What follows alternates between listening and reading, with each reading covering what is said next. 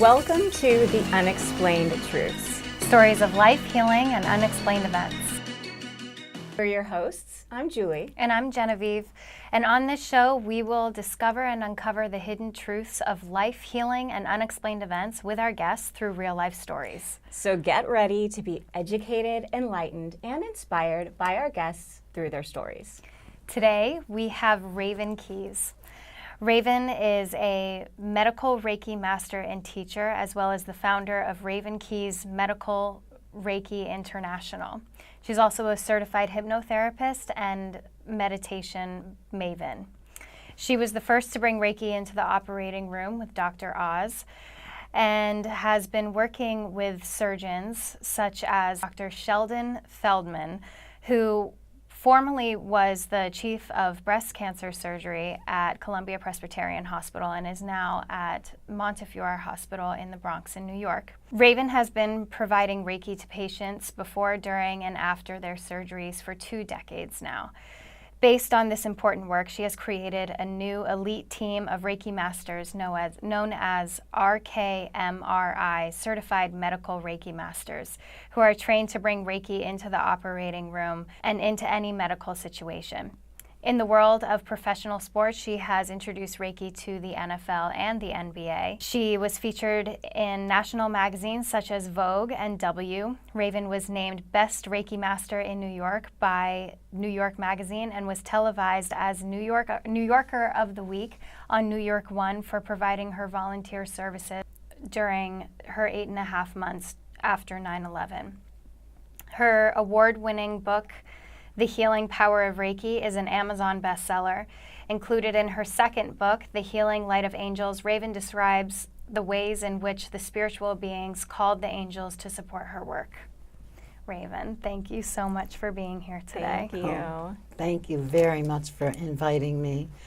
Can I just start by asking you, so I'm someone who doesn't know that much about Reiki. I've experienced it with Genevieve, and she's amazing. But I don't understand how it works. So can you explain a little bit for me and for our viewers, how exactly does Reiki work? Well, Reiki, the word, means universal life force energy. So what happens when you're administering Reiki is that you're sitting in a flow. Reiki practitioners receive these things called attunements. So there are openings made that make us like a hollow bone. Mm-hmm. That's the main thing that we try to do, is just be empty and hollow and let the energy flow through us. So what happens then is that amazing things happen. Unexplained things can happen. For example, there have been cases where I've been working with somebody with breast cancer. That seems to be my specialty because I've been working with Dr. Feldman for so long, where if the person got Reiki ahead of schedule, ahead of their surgery, they may have had their tumors shrink. Now, that doesn't happen every time. You don't know what's really going to happen. But in the operating room, when the person is receiving Reiki during their surgery, their blood pressure remains steady, which is a really big deal. You don't want the blood pressure to cause a stroke, right. Which can happen. Then the surgery goes quicker, and that's good because then the patient isn't under anesthesia for so long. There's way less pain afterward, and sometimes people don't even take pain medication like 2 days later. They could have had a bilateral mastectomy, and then they're just taking Tylenol 2 days later, wow. And soon after that, they're not taking any pain meds at all. And then there are less complications, like you don't want infection to come. I don't know. It's an unexplainable thing. Like, why does this energy work? And there's a lot of controversy, too. There are scientists and doctors that don't believe in energy. Yeah. But to me, it doesn't make any sense not to. Right. Everything is running on energy that we can't see. Mm-hmm. Right. Our that phones, we can't see. Yeah, that we can't see. And then what is it really? Well, the way that I experience it, it's unconditional, pure love. Like giving Reiki, you go into a bliss state yourself because it's so beautiful. And so it's transferred. And Einstein said energy can't be created or destroyed. It can only be transformed or transferred from one to another, one thing to another. There's a lot that we could say about that on that subject of transference of energy. But, you know, to medical doctors, I think, okay, somebody's on the table and they're like, say there's an emergency and they're fighting to save the person's life and they're sewing all these things back together and doing whatever they're doing. But what if the patient dies, like in spite of all their efforts? Well, what's the difference? What just happened? Can't they understand that the patient's energy left their body and now this is what's left? To me, it only makes sense. But So you use your body as a vessel to pull energy through you and transfer it to someone else? yes, Okay. it comes out of our hands. Okay. And goes, and we don't have to touch the person. Sometimes we do and sometimes we don't, depending. And also what's really great about it is that there's somebody in the operating room to take care of the patient. You know, we don't have patients. The people that we work with legally, we call clients. But if we say the word patient, it means it's a doctor's patient. But, you know, when we're working on a doctor's patient, they're receiving this energy that's healing them even while they're being cut and cauterized and all these things are going on. There's healing energy flowing to them, to that spot. And it's intelligent light, like it knows what to do.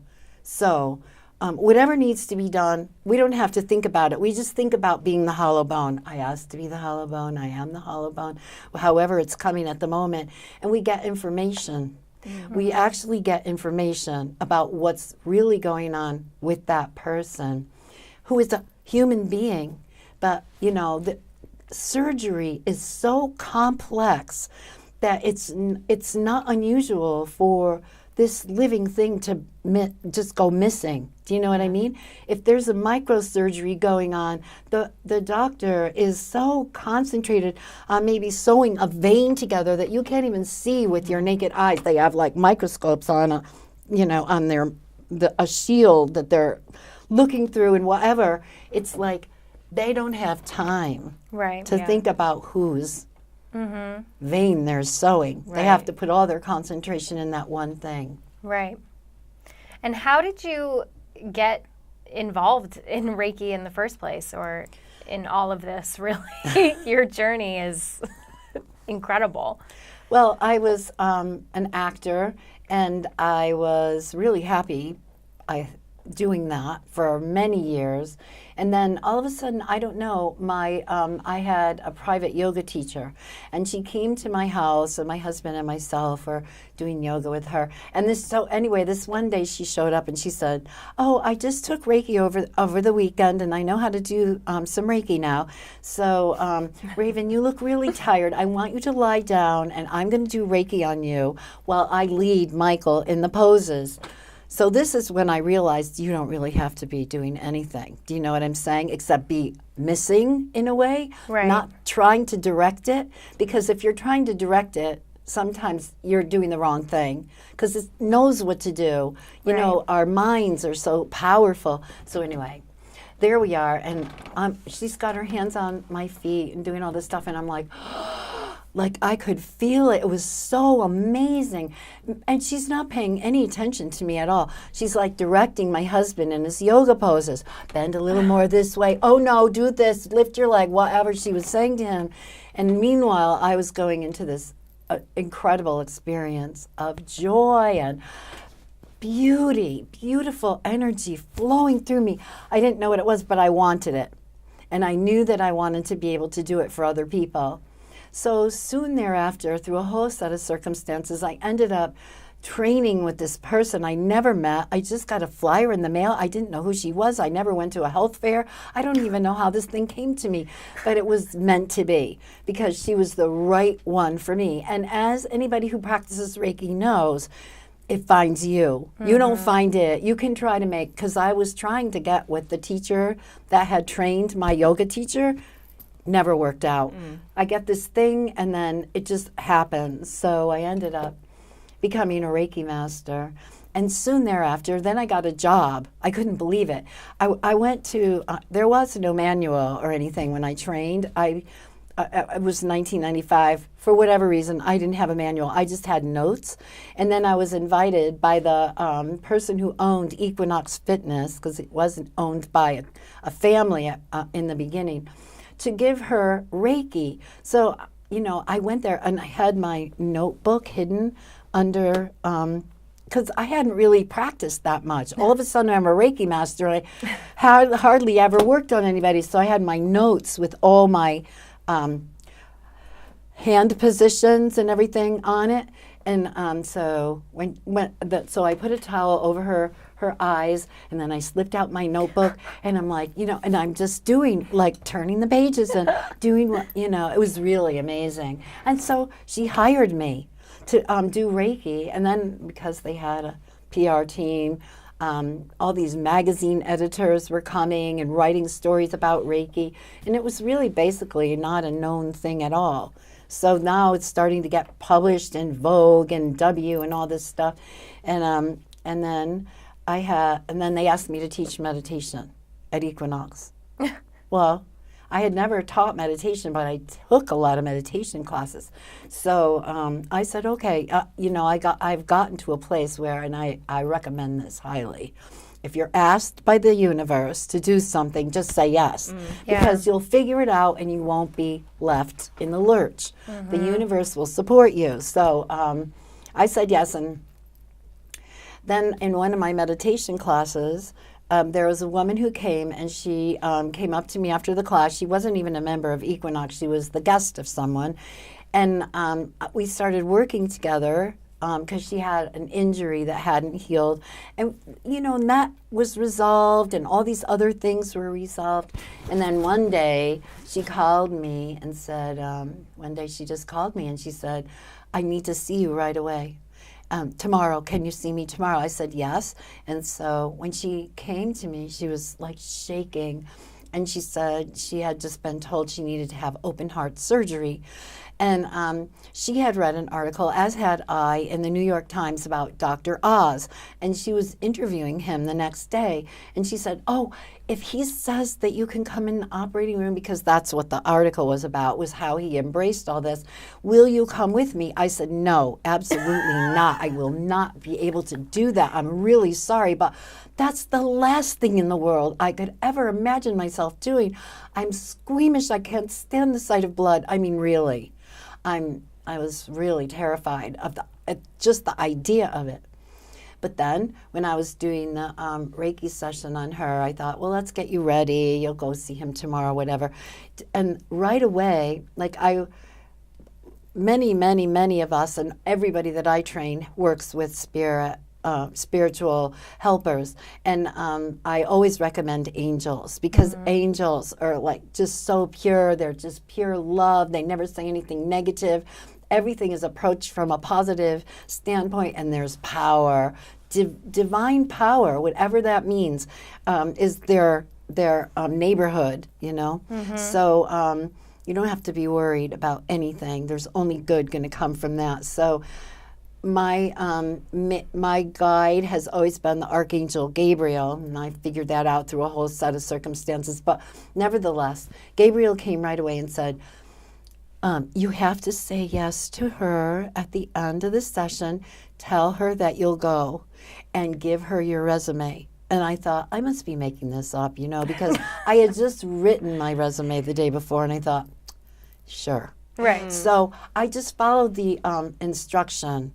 And at the end, I said, okay, Susanna, if Dr. Oz says yes, I will do it. And here's my resume. And then the next day, I was teaching my meditation class at Equinox on 63rd Street. And this being New York, there's every kind of everybody that's in your class. And there was a doctor of anesthesia that happened to be one of my students. So after class, I was talking to him and I said, oh, well, what do you think about this? My client wants me to go to surgery. He said, no, that'll never happen. It's just not done. Not 5 minutes later, the phone rang, and it was Suzanne, and she's like, I'm at Dr. Oz's office, and he said you can come. All he wanted to see was your resume. To this day, she tells, I can't believe it. To this day, if you were to speak with her, she is still amazed that she had the resume in her pocketbook. Wow. And so anyway, I went to surgery, and it was really intense. And, you know, I've written about it in my book, The Healing Power of Reiki, and I'm going to tell a more expanded story about it, you know, all the details that I didn't tell in the first go-round. I'm going to tell in my new book, which is going to be about medical Reiki. So one thing led to another, you know, and I was asked to join Oz's research team. I'm like, Oh my God. okay. Sure. Sure. And so then I'm sitting at, you know, every Tuesday, 8:30 in the morning, in Dr. Oz's conference room in his personal office. We're all sitting there, and it's a round table. It's like King Arthur in the Knights of the Round Table or whatever. And there are name plates, you know, at every seat. Doctor this, PhD that, MD, blah, blah, blah, around and around. Reiki Master with my name. And I'm like, what am I doing here? I am so out of my league is what I felt. But I was really welcomed, and Oz was really happy about it. And we just, he wanted me to work with this doctor from India who was, you know, in the program, or a doctor there. And we were going to do an energy medicine, you know, research energy together. Well, anyway, a lot of things happened, and then because I was on a list at Columbia, on their list of practitioners, I was invited to do other things, and I ended up doing like a double lung transplant, but I didn't have to go through the whole surgery. It's a long story, but I'm so glad. I know that I could never have done that so early on in my career. That's a long surgery. Yes. Yeah. Wow.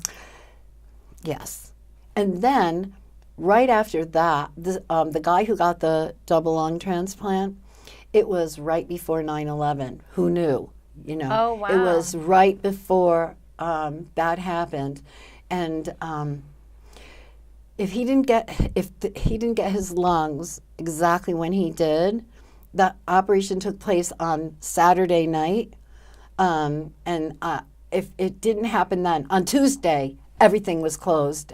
Airspace, you know, and it's like when there's a transplant, everything's being flown in on a Lear jet, you know, with the doctors and everything. And so he would have died. So he was really meant to live. But then my whole life shifted, and for 8.5 months then I was working at the Family Center and at the medical examiner's office, and then at Ground Zero itself, administering Reiki. How did you get the spot right at Ground Zero? That's really, and how did you deal with that? Like that, I know for me, even going down there now, Yeah. Strange energy. It's very strange. It's very intense. Yeah. So I don't know how, I mean, how? How did you get that? How did you I do don't that? I really don't know how I did it, and but I felt like I needed to do it. Like I was called to do it, and I always, every single day, I felt like I was representing for Reiki, and I felt like I was lucky to be there, even though it was the hardest thing in the whole that I've ever done. And I hope and pray nobody ever has to go through that again, because it was horrible. But I knew I had to do it, and it was like all the pieces fell into place. I found out about a center that doesn't even exist in New York anymore. It was called Olive Leaf, and they had been somehow met the right people at the right time, and then all this stuff happened, and so I had to go there and give my credentials. And then the first place they sent me to was to the Family Center, and it was so heavy there. I mean, it was like the big warehouse on the Hudson River, and they turned it into a place to try to help the families and the people that were affected by this. It was it was unbelievable. And I was doing Reiki on people, and people who died were coming and giving messages to their, and like half the time I didn't know what to do. It's like, what do? Do you say anything? Do you not say anything? I had to really ask, should I say anything? Should I not? Because people were hysterical with grief and dead. And like they get on the table, there was nobody home. You know what I'm saying? Yeah. Like you couldn't feel their life. They were so out there because they couldn't deal with the grief. So, and after a while, I just couldn't take it because the mothers that were so brokenhearted at losing their children. And there are some mothers that I never will forget.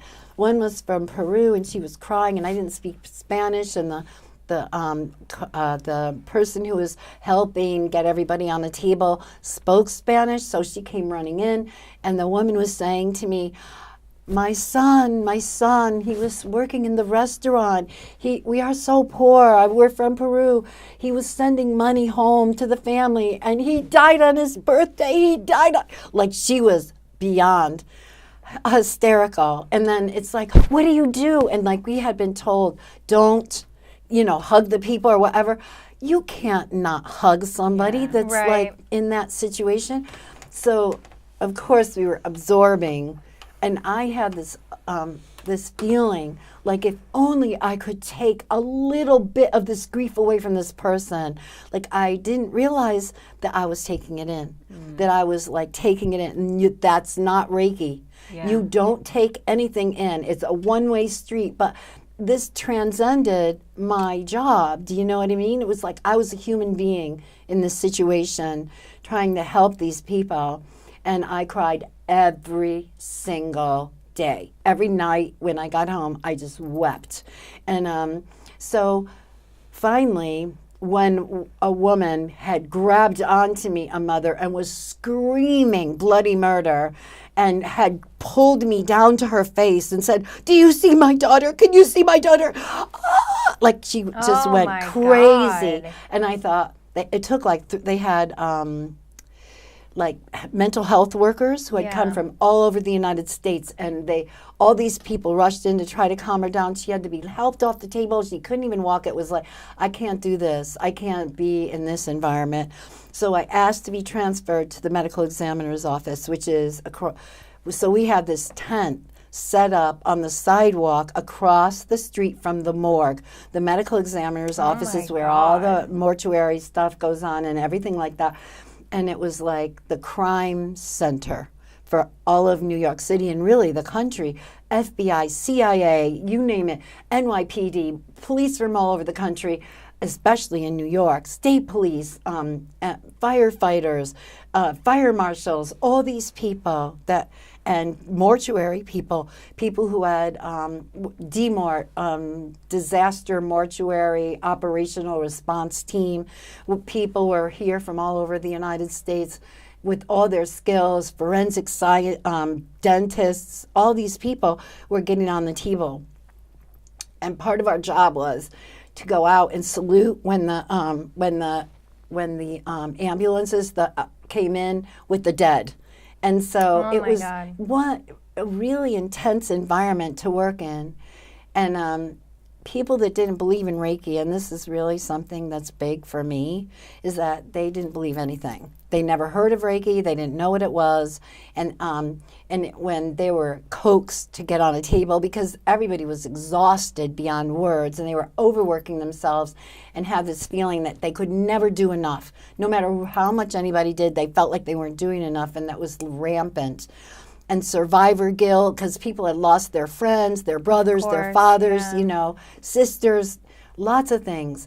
And so I just made a lot of friends who never heard of Reiki. And then they would say, do I have to believe in anything? Because if I have to believe in something, I can't do it. I don't believe in God. I don't believe in anything. If there was anything good going on, this never would have happened, So even though they didn't believe it, they received it and they loved it.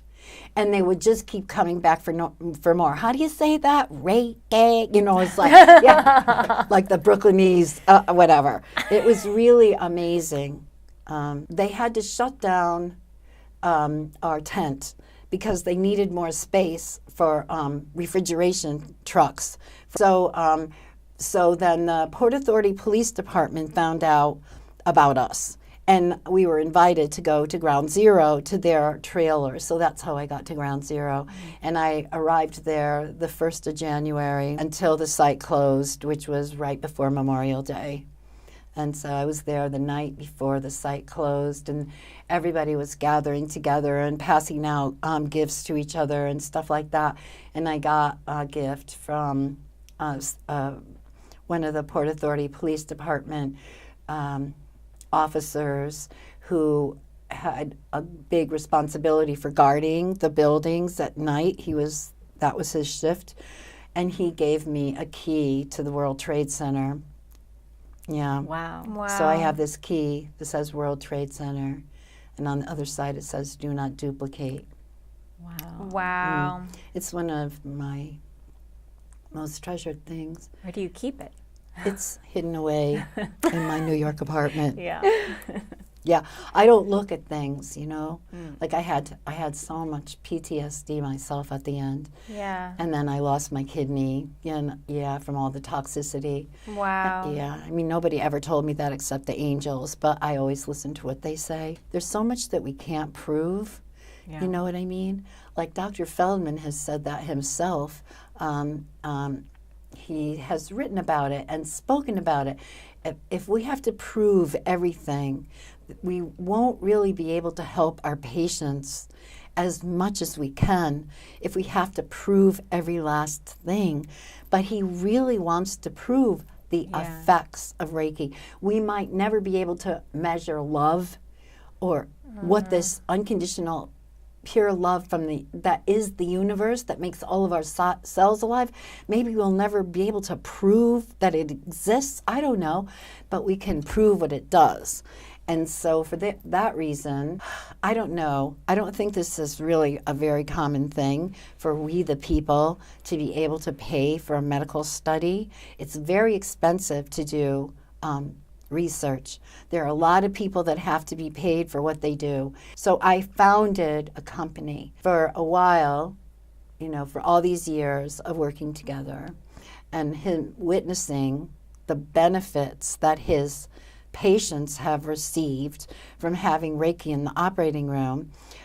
We spoke a lot about doing a research project to prove the benefits that he was witnessing in a scientific way. And finally, we got to a place where we decided the only and best way, because who in the big picture of medicine is going to do this? Who? Right. We have to do it. Yeah. And Dr. Feldman and myself are the two people that know what this is, because he is the only surgeon that has had Reiki in his operating room time after time after time after time to help his patients. And I'm the one that's been there, amazingly, and time after time after time. So we're the ones who know what this is and what the benefits are. So therefore, it was decided that I would found a company. I'm not on the board of directors. It's run by a board of directors, but I founded a company to raise the money to do this research, and anybody can make a donation to it through the website. And it's got a great name. It's www.medicalreikiworks.org. If you go to that website, there's a donate button on almost every page. And then there's the whole smart. story. Yes, there's the whole story and a letter that is from Dr. Feldman's personal letter to the public about why he's doing this. It's a very personal story because his sister died of breast cancer, and she was young. She was 37 and had 3 young children. Wow. And from everything that he witnessed himself, he changed his career. He was going to be a thoracic surgeon, do heart surgery, and he changed to become a breast cancer surgeon with this great desire for his patients to receive better care than what he saw his sister receive. And adding complementary, integrative medicine is the big word right now. It depends on what hospital, but some like alternative and complementary or energy medicine. But the big word is really integrative medicine, which really describes it best because it's not taking the place of conventional medicine. It's working together. And patients need this to happen. They really do. It is not cool to ask people to go through these surgeries with nobody to take care of them. Right. Well, it's such a trauma to the body. Yes. And that's a big thing that, I mean, when I describe Reiki to people, that's a big thing that I bring up is that it really helps people with trauma, whether it's emotional, physical, spiritual, whatever trauma. Yes. So, yeah. Well, that's really brilliant because that's what the angels say. Like when somebody's getting surgery and they're being cut, it's not just their body, it's all the levels of their life that's receiving the trauma, you know. And what's really interesting too is that I am working with anesthesia because that's where I usually am, is right where they are. And they have taught me things. And one thing that I've been taught by them is that when certain things go on, levels go on the monitors that they're watching, it indicates that even though the patient is unconscious, they're under anesthesia, their body's feeling pain. And so they shoot something into the IV to stop the pain. Even though they're unconscious and their brain isn't registering it, they're still in pain. That is just a huge thing to know because while all that's going on, if they're receiving Reiki, things are shifting. I mean, they're being cared for in ways that are just phenomenal. Like you can feel it. You're not unconscious. You're there. And you can feel what's happening, and you can almost sometimes see what's happening, you know? Like you can almost see where the Reiki's going. And then if there's you can feel an emergency if there is going to be one before it happens and deal with it before it turns into a train wreck. And it's really hard for scientists to believe any of what I just said. Yeah. Only thing is, I know that it's true. Like we are really protecting somebody's life. Right. And what if they die on the operating table? That's never happened to me before, but we know what to do. You know what I'm saying? Like if a soul is trying to leave, if this is really their destiny and the whole script was written for this day is the day they can leave and go back into the light, you are the one that can really help that to happen, a soul to, or light, Transition. you know, a essence of somebody. You can midwife that. You'll just know what to do because of the fact that we're working with spirit. We're not alone in the operating room. And that's not all. It's like, what is the first thing that we do when we go in there? We clear the operating room. Because nobody has cleaned that operating room or cleared that space of everything that's happened in there. Because it's surgery after surgery after surgery, one after the other. I mean, this surgery ends, a team comes in, clears it up, the whole team goes to another operating room, and now this one's ready for the next go-round. Right. And a lot of things happen. And I've been reading MD, Atul Gawande's work. Oh my God. He has a book called Complications, and it's the book about being a surgeon. He's a renowned surgeon, and it's a bird's eye view into all the things that can go wrong and all the things that do go wrong. And it's like somebody should be on duty for that, for the patient, you know? And then also the operating room can be a really intensely challenging place for all the people that work there. I mean, not everybody's nice. Yeah. Right, yeah. And Stressful conditions. when one of us is in the operating room, they're a lot nicer. They don't want, you know. Right. Well, it's somebody that's outside of, their Bubble. So from what I've learned about different energy healing techniques, it sounds like from what you said about your yoga instructor, sounds like you kind of have to get out of your own way in order to do the healing work. I'm wondering, is it harder to work on people that you are very close to or that you love because you're so invested in them healing, or is it the same? Well, it's harder for you as a human being to work on somebody that you love. Like my son, when I was going to get my kidney operation, he said he would come to surgery with me immediately. And I said, no, no, no, no, no, that's never going to work. Because I wouldn't want to go to surgery with him either. And that's actually happened, that he's had surgeries. And I just knew I couldn't be there. It would be really hard to witness certain things in the operating room. You don't want to see it. You wouldn't be able to take it, I don't think. Yeah. I mean, some people say, oh, yes, my mother's going to get heart surgery. I'm going to go. I'm like, good luck. You know, really?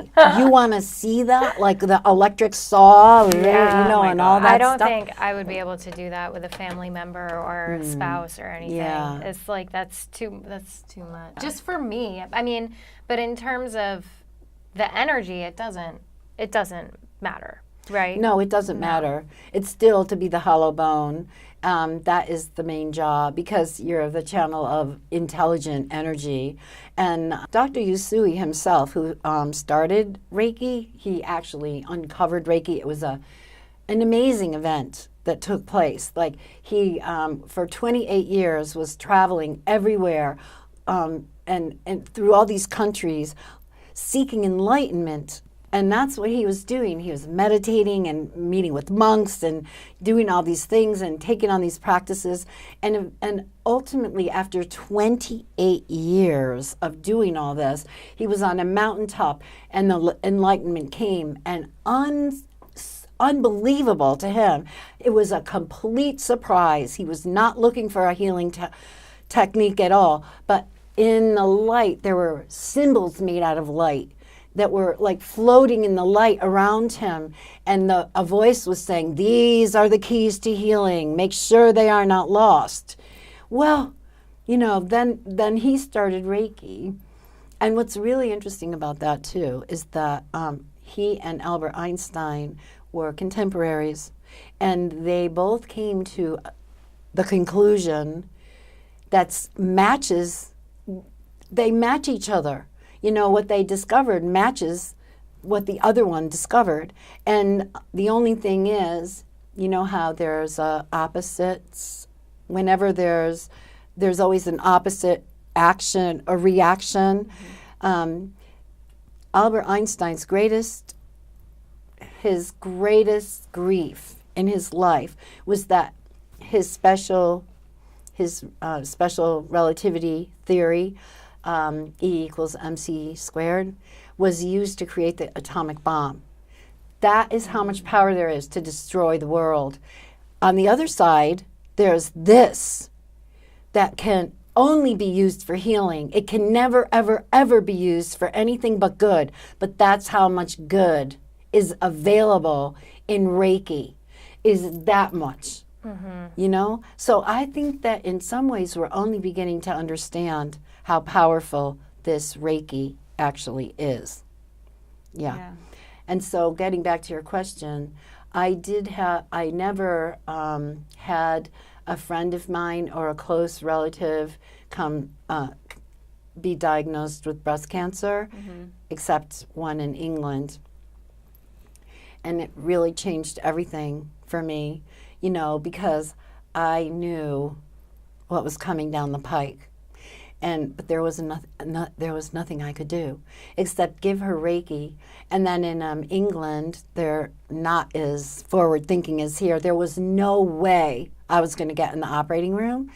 And the tragedy was that this is only my own opinion. And I'm saying that I don't really know. I'm saying that I don't really know. But it seems to me that the surgeon didn't do a very good job, because she came out of that surgery with so much pain that she still has now, and it's like months and months and months later. And then the fact is, she wanted to get a certain, she had a mastectomy, so then she wanted to get a certain procedure done that I really had questions about, but I couldn't say anything. I couldn't say anything about it because, you know, like time has gone on, it's a different country, I don't know what their procedures are, I don't know how they do things in England, but I really suspected that it was a very, very dire choice that she was making, but I couldn't say anything. I couldn't say anything. And what ended up happening was that she got that procedure after her mastectomy, and it was really traumatic. And it has taken some time now for her to recover from that. Yeah. And sometimes it's really hard to know, you know, if you know what you know, and then somebody that you love is sick, and you know what's going to happen. Yeah. It's really hard. It's really hard, but it Right. makes you really pray, if you know what I'm saying. Like my son was so ill, and I thought he might die. And I was even told by somebody who was a psychic that he was very likely going to die. And I agonized so much. And what happened was that in the end, I was able to really pray. You know, it took time, but I discovered the moment when things shift. Yeah. It's the moment when you're in the space of total surrender to whatever needs to happen. That's all you can do. Like I got to that place where the night before his surgery, I just was like, for me, the divine is more feminine. Like for me, that's what works. I can't get into the God thing. I mean, I think these are all made up names anyway for something that can't be named. But for me, I prayed to the goddess and I said, Goddess, if you need my son, I give him to you. And I was just like weeping, but I meant it. And I felt this peace come over me. Mm-hmm. So it seems like you seem to be very intuitive. And I'm just wondering, can anybody learn Reiki? Like somebody who is just not in tune to anything, can they learn Reiki and use the same techniques and be as successful? I think that anybody can learn Reiki. People learn Reiki for all different reasons. They learn it to take care of themselves, or to have a career, or shift a career, or they're called to be a healer. I feel like a lot of people in this world right now are being tapped by spirit because it's an emergency. Yeah. You know, the planet, look what's going on in California. The whole freaking state is on fire. Right. Everything's burning. The animals, everything is burning up. And that's only one thing that's going on. There's so much going on with violence everywhere and things that are happening. And so I feel that many, many, many of us are on this planet right now. We said we would come here, and we're here. And it's going to happen that this awakening is happening all over the world. Yeah. And yes, and people are standing up and saying, no more. I'm not going to put up with this anymore. I'm going to do this. Yeah. This isn't making me happy. I'm sick. People are getting ill, I feel, because they aren't awake. Right. And so they're living a life that's making them ill on so many levels. And so, and being bombarded by negative energy and all these airwaves and microwaves and this and that and this and that. So what I think is that, yes, anybody can learn Reiki. I cannot speak to other people's gifts, but I can tell you that people have gifts that are amazing, gifts that I don't have. You know, like I am intuitive and I hear things and I know things, but there are people that can see inside the body and know what's wrong. Yeah. Probably also those people who are not awake wouldn't even be called to do something like Reiki. Well, they wouldn't hear it. Right. I don't think they would really hear it unless. I also think and it's part of the awakening, is there's this thing happening where people are they're starting to value the value of their life more Yes. as well, and people are realizing, wait, this is what I want. And we're kind of at a point where we're like, well, what else do I have to lose? It's like I might as well. And I think that's a great place to be sometimes, is just, just go for it. I mean, if that is something that keeps coming to you, then do it. Dr. Feldman speaks about how when a woman is diagnosed with breast cancer, it's a very teachable moment for her Yeah. to look at her life and find out how she got to this place Yeah. and what she's going to do about it now. And not everybody lives, though, you know. It's like if you live, I feel that people start to really value everything that's around them, and if they don't have very long to live, they have the opportunity to really connect to what's important and leave this planet in a good place. You know what I'm saying? Yeah. Yeah. Like, and if they are granted more time on Earth, Yeah. they're just shifted into Yeah. a whole other reality for themselves, because you get to see like what really matters. Yeah. If you're facing Right. a diagnosis that could cost you your life. Yeah. Yeah. Yeah. It changes your identity. Too. It Yeah. does. And then also I feel too that if you came here with a mission and you just life can take over, you know, like all the responsibilities and the this and the that and the developing a career and doing all these things and marching to a drummer that you're really not supposed to, that's really not for you. Like you promised before you were born that you were going to do something else, but you got so lost in the sauce that you just lost your way and there's no getting back to it, then you'll get sick. Right. Like it's a result. And it's a call to action. Right. It's the only thing that would make you wake up. Yeah. That's just my opinion. I have no proof for it. A lot of things that I speak about, there is no proof to. All I know is what my experiences are. And I'm not apologetic about that.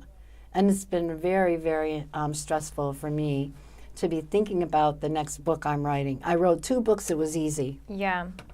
This one is not easy because it's like, who am I writing this book for and how am I going to get this information across? And it's about medicine. For me, medicine is a huge doorway for a lot of people to step through into the light. Because when we're in the operating room, everybody's being affected by that Reiki. And Dr. Feldman has said he feels it coming into his hands, like when he's operating, because he's sensitive. Yeah. There are other people in the operating room that are sensitive too, and they feel the difference. And I've had people come up to me at the end, and they still have their masks on because we're in the operating room and the patient didn't go out yet. And they're like, have wonder in their eyes, and they're like, what are you doing? What have you just done? Yeah. What is that? Where's your card? You know, they want to know what this is. Yeah. And whether they are sensitive to it or not, it is affecting them because the human cells vibrate to that. You know what I'm saying? It's Yeah. like what makes us alive. So their cells are responding to it. Maybe they didn't request healing because you know what I'm saying? Like you always have to get a person's permission to consciously be working on them for their healing. But cells recognize their own identity, so then they vibrate at this high frequency of love, and so they leave the operating room even if they're standing in an elevator next to somebody.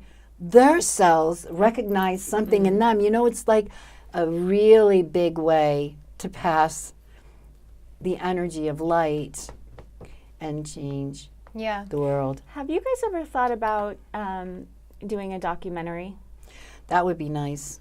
Oh my God, that 'Cause would be so amazing. many more people would would learn about it. And What's really amazing is that there was a woman who made a sort of documentary about the healers after 9/11. yeah, I actually have all that footage you can that use we it. shot. And it could be wound into, yeah. And I also have a great filmmaker he's got it now. And he would like to do a documentary at some point. But that could be spun into a bigger story. Yeah. Yeah. So quickly before we run out of time, I just want to ask, the first thing that comes to your mind, what is the craziest story that, I mean, well, you've already told a bunch of crazy stories. Experience, But healing yeah, experience. healing experience. Well, I think that Whether the it first with thing a that I think client. of is Ground Zero. the police were asking because they were still there and there were ghosts and everything that were wandering around on the site, and the site was cleared, and they didn't know what to do. And so because I was like really close to these guys, I was called in and they asked, is there anything you can do to get rid of these ghosts where they need to get off the site, and the police are really upset about this, and whatever. I mean, So they could see them? They could. yes. And The they could cops hear could? them. Yes. Oh my God. People calling their names. All kinds of things were going on. And Wow. so, I just got the chills. yeah.